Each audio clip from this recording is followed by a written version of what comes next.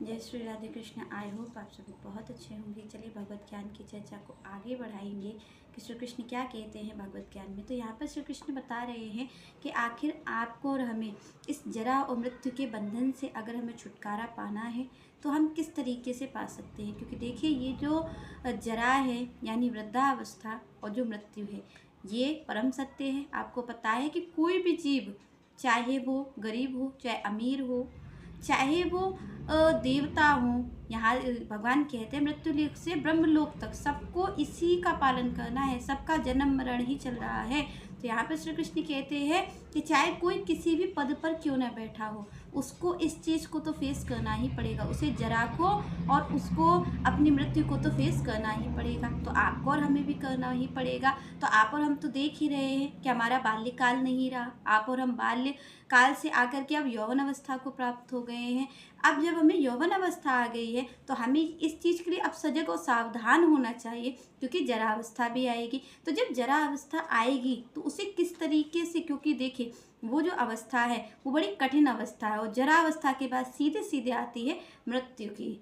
तो क्योंकि देखिए जरा के बाद सीधे सीधे मृत्यु आनी है, ये तो आपको और हमें सबको पता है। पर कभी भी हमने तैयारी नहीं की है, हमने ये नहीं सोचा कि अगर ये जो कठिन समय है ये आप और हम पर आएगा तो हम इसे किस तरीके से फेस करेंगे, क्या करेंगे। और भगवान बता रहे हैं, भगवान श्री कृष्ण अर्जुन के माध्यम से प्रत्येक जीव को ये बता रहे हैं कि ये जो जरा अवस्था है ये आपके सामने आएगी, पर किससे, आप कैसे इससे मुक्ति पा सकते हो। क्योंकि देखिए अभी अगर आपका जन्म हो गया है तो निश्चित सी बात है कि आपका हमारा जन्म हुआ है तो हम मृत्यु को भी प्राप्त होंगे। अभी तो आप और हम कुछ नहीं कर सकते, पर ये जो बार बार का चक्कर है, बार बार जन्म बार बार मृत्यु, इससे छुटकारा पाने के लिए ही हमें ये मनुष्य का शरीर मिला है। ये जो हमें मानव तन मिला है ये किस चीज़ के लिए मिला है। आप और हमको कभी विचार करना चाहिए कि यहाँ पर हम देख रहे हैं संसार में बहुत सारे जानवर भी हैं, बहुत सारे पक्षी भी हम देख रहे हैं, हर तरीके के जीव आप और हम देख रहे हैं, कीड़े मकोड़े भी बहुत सारे देख रहे हैं। पर आप कभी विचार करिए कि जितने भी सदग्रंथ हैं वो एक ही बात को क्यों कहते हैं, जितने भी संत महापुरुष हैं वो एक ही बात को क्यों कहते हैं कि मनुष्य का तन दुर्लभ है। क्यों ग्रंथों ने गाया है इस चीज़ को कि अति दुर्लभ मानुष तन पायो। रामचरितमानस कहती है कि अति दुर्लभ मानुष तन पाया। ये क्यों पाया, क्यों इसको अति दुर्लभ कहा गया है, क्यों सदग्रंथों ने इसको गाया है। तो इसके पीछे आपको और हमें विचार करना चाहिए कि कोई तो बात होगी। अगर आप और हमसे कोई कहता है कि ऐसी बात होगी तो आप और हम विचार करते हैं कि बिना किसी बात के तो ऐसी बात कही नहीं जा सकती। पर शास्त्र हमसे कहते हैं कि हमें ये जो मनुष्य का तन है, ये मनुष्य का तन हमें अति दुर्लभ है। यहाँ पर कहा गया अति दुर्लभ मानुष तन पाया। यहाँ पर क्यों कहा गया अति दुर्लभ, क्योंकि यहाँ पर दुर्लभ भी नहीं, अति दुर्लभ मतलब ये किसी को भी मिल नहीं सकता है, ये मनुष्य का तन जो आप और हमें प्राप्त हो गया है। तो यहाँ पर सदग्रंथ कहते हैं कि भाई ये बड़ा अति दुर्लभ है मनुष्य का तन। क्यों? क्योंकि यहाँ पर भगवान ने कृपा करके, संत कहते हैं कि श्री कृष्ण ने कृपा की है आप और हम पर, जो हमें एक मार्ग दे दिया है। एक मार्ग है केवल भगवान को पाने का, वो है मनुष्य तन। जब हमें मनुष्य तन मिलता है तो आपको और हमें एक अवसर मिलता है श्री कृष्ण की प्राप्ति का। अन्यथा कोई भी तन में रह करके भगवान की प्राप्ति नहीं की जा सकती है। आप अगर जानवर बनते हैं तो आप देखते हैं कि जानवरों के पास, क्या जानवर सत्संग सुन सकते हैं, क्या भगवान की सेवा कर सकते हैं, क्या वो कथा सुन सकते हैं। तो आपको और हमें इस चीज़ का विचार करना चाहिए कि कोई भी पशु ऐसा कार्य नहीं कर सकता है, पशु ऐसा कार्य कर नहीं सकता क्योंकि उसमें विवेक नहीं है। कोई पक्षी ऐसा कार्य नहीं कर सकता है तो कौन कर सकता है? मनुष्य कर सकता है। मनुष्य जो है वो सदग्रंथों को पढ़ सकता है, भगवान की कथा को सुन सकता है, उसका चिंतन कर सकता है, साधु संतों की बातों का चिंतन कर सकता है, उनका संग कर सकता है, भगवान की सेवा कर सकता है। ये मौका किसको मिला है? ये केवल और केवल, आप विचार करेंगे, बहुत गहनतम विचार करेंगे जा करके, तो केवल और केवल मनुष्य को मिला है। इसीलिए यहाँ पर सदग्रंथ गाते हैं इस बात को, इसीलिए रामचरितमानस कहती है इस बात को कि अति दुर्लभ मानुष तन पायो। सदग्रंथन, ये सारे सदग्रंथों ने इस चीज़ को गाया है।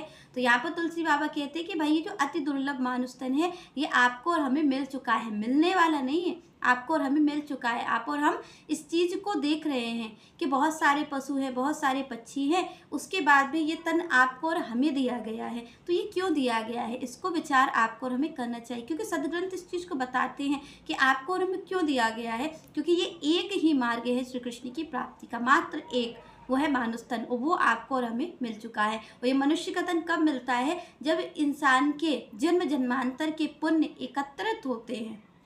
जो पुण्य एकत्रित हो जाते हैं तो वो पुण्य एकत्रित होने के बाद क्या होता है कि तब उसको जाकर के ये मनुष्य का तन मिलता है, तब उसे मनुष्य तन की प्राप्ति होती है, जब उसके अनेक जन्मों के पुण्य एकत्रित होते हैं। तो यहाँ पर आपको और हमें ये जो मानुष का तन मिला है ये व्यर्थ में नहीं मिला है। और आप और हम लोग कैसा जीवन जीते हैं, आप और हम लोग, क्योंकि देखिए जानवर तो अपना जीवन जी रहे हैं, आप और हम लोग क्या करते हैं, आप और हम भी मनुष्य का तन धारण करने के बाद भी जानवरों जैसा ही जीवन जीते, क्योंकि आप और हम विचार ही नहीं करते हैं कि ये हमें क्यों मिला है। ये इस देखिए जो पशु है, पशु अगर इस चीज़ को सोचे कि हम इस जन्म मृत्यु के बंधन से छुटकारा पाले तो वो नहीं पा सकते, क्योंकि उनके पास वो रास्ता नहीं है। पक्षी सोचे कि वो उस चीज़ को पाले तो वो भी नहीं पा सकते। पर आपको और हमारे पास तो ऐसा मौका दिया है, श्री कृष्ण की कृपा करके हमें ये मनुष्य तन दे दिया है, और मनुष्य तन ही एक है जो आपको भगवान की प्राप्ति करा सकता है। तो यहाँ पर आपको और हमें मिल चुका है, तो आपको और हमें ये विचार करना चाहिए कि आप और हम मनुष्य तन मिलने के बाद भी जानवरों से, पशुओं से कार्य क्यों कर रहे हैं। क्योंकि आप किसी के जीवन को देखिए तो वो क्या कर रहा है, वो केवल और केवल यही मिलेगा कि अपने पेट का भरण पोषण कर रहा है, अपना भरण पोषण कर रहा है, अपने परिवार का कर रहा है, और इसके साथ साथ उसका जीवन बस इतना ही है कि वो सुबह जाता है, सुबह खा लेता है, अपने जॉब पर जाता है, जॉब के बाद वापस आ जाता है, घर परिवार से बातचीत होती है, शादी ब्याह होता है, सबके जीवन में यही कार्य हो रहा है। लोग अपनी गृहस्थ जीवन को देख रहे हैं और अपने खाने पीने का कार्य देख रहे हैं। तो आप और हम लोगों ने कभी भगवान की ओर तो देखा ही नहीं है। और भगवान की ओर अगर आप और हम लोग जाते हैं तो वो किस उद्देश्य से जाते हैं कि हमारा गृहस्थ जीवन बढ़िया चलता रहे, हमें पुत्र की प्राप्ति हो जाए, हमें, क्योंकि ये गृहस्थ जीवन है, क्योंकि हमारे पास उतने संसाधन नहीं हैं, हमारे पास अनेक साधन हो जाए, इसके लिए हमें धन की प्राप्ति हो जाए, हमें पुत्र की प्राप्ति हो जाए, हमारा शादी ब्याह हो जाए, हमारा घर संसार सुखी रहे। आप और हम लोग इसी चीज़ का तो विचार करते हैं। आप अपने जीवन में देखिए तो आप और हम इसी चीज़ का विचार करते हैं कि बस हमें इतना ही चाहिए। भगवान तो हमारे जीवन में है ही नहीं, और भगवान हमारे जीवन में है भी तो किस लिए है, इसलिए कि हम भगवान से प्राप्त कर सके। आप और हम लोग क्या करते हैं, हमें भगवान की प्राप्ति नहीं करनी, हमें कृष्ण की प्राप्ति नहीं करनी, आपको और हमें कृष्ण से प्राप्त करना है, हमें केवल और केवल अपने स्वार्थ को सिद्ध करना है। यही आप और हम लोग करते हैं। हम जाते हैं भगवान के पास तो आप विचार करिए, कभी एकांत में इस चीज़ को सोचिएगा, चिंतन करिएगा इस चीज़ का कि हम श्री कृष्ण के लिए जाते हैं या श्री कृष्ण से मांगने के लिए जाते हैं, हम श्री कृष्ण की प्राप्ति के लिए जाते हैं या श्री कृष्ण से प्राप्त करने के लिए जाते हैं। तो आप अपने जीवन में देखेंगे कि आप श्री कृष्ण की प्राप्ति के लिए श्री कृष्ण के पास नहीं जा रहे हैं। आप और हम लोग जो जाते हैं मंदिर में वो किस लिए जाते हैं, श्री कृष्ण से प्राप्त करने के लिए, कि हमें उनसे प्राप्त हो जाए। और ये शरीर कृष्ण से प्राप्त करने के लिए नहीं मिला है, कृष्ण को प्राप्त करने के लिए मिला है। क्योंकि जब तक कृष्ण की प्राप्ति नहीं होगी, जब तक भगवान की भक्ति हमें प्राप्त नहीं होगी, तब तक हमें इस जन्म मरण के चक्कर से कोई नहीं छुड़ा सकता है, कोई भी नहीं। और आप और हम लोग क्या करते हैं, आप और हम लोग कृष्ण से प्राप्त करने के लिए जाते हैं। तो आपको और हमें अगर इस तरीके का कार्य रहा तो भगवान कहते हैं कि भाई आप इस चीज़ के लिए बड़े सजग और सावधान हो जाओ कि आपकी बाल्यावस्था अगर नहीं रही तो आपकी यौवन अवस्था भी नहीं रहेगी। आप और हम लोग देख रहे हैं तो यहाँ पर श्री कृष्ण कहते हैं कि जरा अवस्था और मृत्यु, भगवान कहते हैं ये बड़ा कठिन कार्य है, इसको पार कर पाना बड़ा कठिन है। क्योंकि एक जरा अवस्था जहाँ पर आँखों से दिखाई नहीं देता है, कानों से सुनाई नहीं देता है, शरीर बड़ा ही दुर्बल हो जाता है,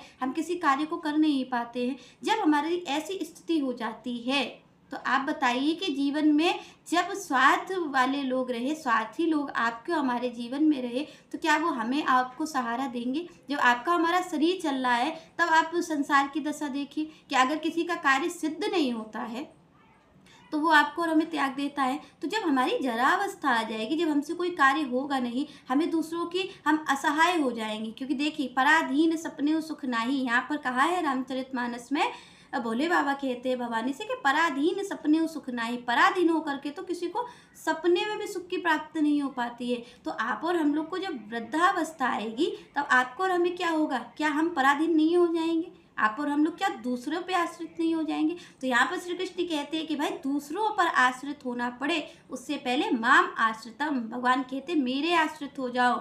जब तक तुम्हें संसार पर आश्रित होना पड़े, तुम्हारी जरावस्था आ जाए, तुम्हारी आंखें कार्य ना कर पाए, आंखें देख ना पाए, कान सुन ना पाए, जीव सही उच्चारण ना कर पाए, आप शरीर से सेवा ना कर पाए, भगवान कहते उस क्षण का इंतजार मत करिए। अभी जो आपको समय मिला है उसमें भगवान की भक्ति करिए, भगवान को प्राप्त करने का प्रयत्न करिए, और प्रयत्न करने पर जब भगवान की प्राप्ति हो जाएगी तो आप भगवान के आश्रित हो जाएंगे। और जब भगवान के आप आश्रित होंगे तो आपके सारे कार्यों को आपको पता है कि श्री कृष्ण जो है वो स्वार्थपूर्ण नहीं है, वो संसार के जैसे स्वार्थी नहीं है कि आपको हमारे जैसे स्वार्थी हो कि हमारा कार्य सिद्ध नहीं होता तो हम उसको छोड़ देते हैं। श्री कृष्ण तो सबको आप देखते होंगे जो उनकी पूजा करते हैं श्री कृष्ण तो उनको भी देते हैं, जो उनकी पूजा नहीं करते श्री कृष्ण तो उनका भी भरण पोषण कर रहे हैं, उनका भी पालन कर रहे हैं। तो श्री कृष्ण तो ऐसे कृपा निधान है। तो यहाँ पर भगवान कहते हैं जब आप पराधीन हो जाओ, जब आप दूसरों पर आश्रित हो, उससे पहले यहाँ पर श्री कृष्ण कहते हैं जरा मरण मोक्षाय माम आश्रित यतन्ति। भगवान कहते हैं जब दूसरों के आश्रित होने की जरूरत पड़े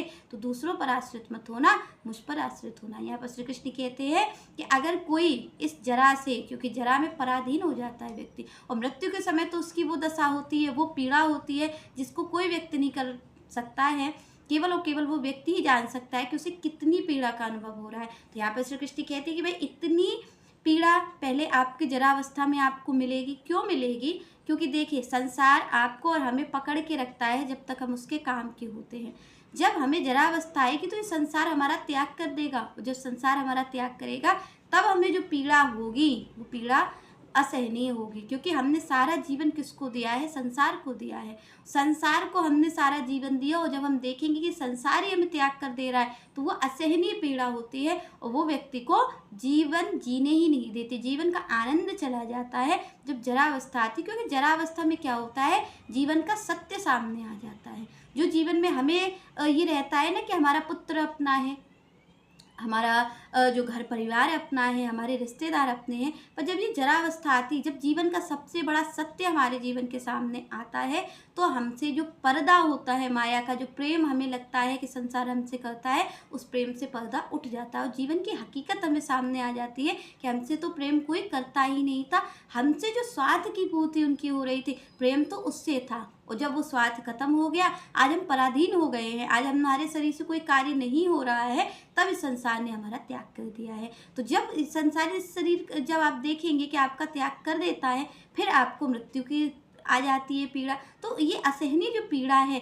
भगवान कहते हैं अगर इससे मुक्ति चाहिए तो मेरी भक्ति की शरण आनी चाहिए। तो भगवान कहते हैं भाई जो जरा और मुक्ति से प्राप्त, जो चाहता है कि ये जरा और मृत्यु से उसकी मुक्ति हो जाए, इसके लिए जो प्रयत्नशील रहता है, भगवान कहते हैं वो ब्रह्म के समान है। उसे सारे ये मान लो कि जो मेरे लिए प्रयत्नशील है, तो भगवान कहते हैं उसे ज्ञानी ही समझना चाहिए, उसे ब्रह्म ही समझना चाहिए। श्री कृष्ण कहते हैं जरा मरण मोक्षाय माम आश्रित यतन्ति ते ब्रह्म तदितु कृत अध्यात्मनम कर्म चा अखिलम। भगवान यहाँ पर कहते हैं कि उसे ब्रह्म के समान ही समझना चाहिए। क्यों?